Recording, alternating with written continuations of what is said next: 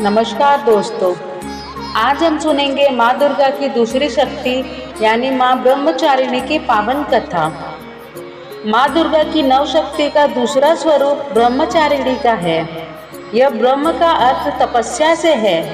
माँ दुर्गा का यह स्वरूप भक्तों और सिद्धों को अनंत फल देने वाला है।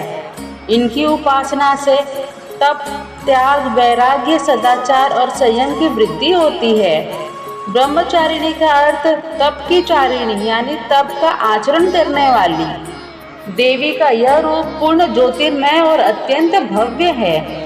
इस देवी के दाएं हाथ में जप की माला है और बाएं हाथ में यह कमंडल धारण किए है। पूर्व जन्म में इस देवी ने हिमालय के घर पुत्री के रूप में जन्म लिया था और नारद जी के उपदेश से भगवान शंकर को पति रूप में प्राप्त करने के लिए घोर तपस्या की थी। इस कठिन तपस्या के कारण इन्हें ब्रह्मचारिणी नाम से अभिहित किया गया।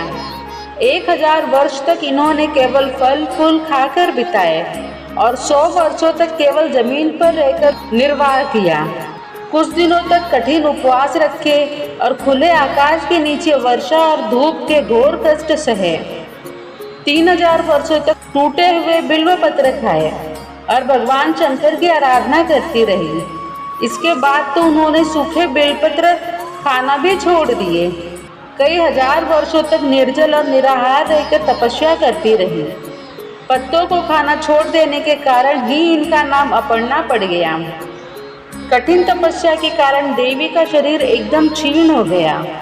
देवता, ऋषि, सिद्धगण, मुनि सभी ने ब्रह्मचारिणी की तपस्या को अभूतपूर्व पुण्य कृत्य बताया, सराहना की और कहा, हे देवी, आज तक किसी ने इस तरह की कठोर तपस्या नहीं की। यह तुम्ही से ही संभव थी।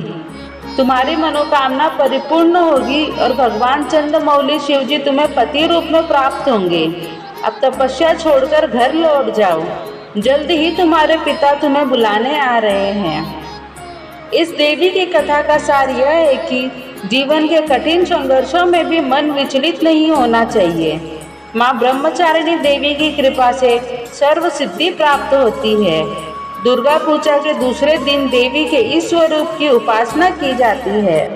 नवरात्र के दूसरे दिन माँ ब्रह्मचारिणी की पूजा करने के लिए सबसे पहले ब्रह्म मुहूर्त पर उठकर स्नान कर लें।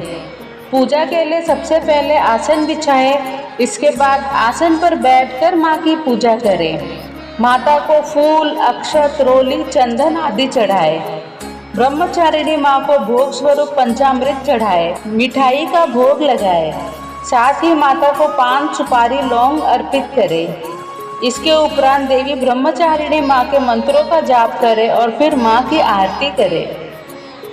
मान्यता है कि माँ ब्रह्मचारिणी माता के पूजन से कठिन तप तो पूरे होते ही हैं और साथ में अध्ययन करने में भी रुचि बढ़ती है और साथ ही स्मरण शक्ति का भी विकास होता है।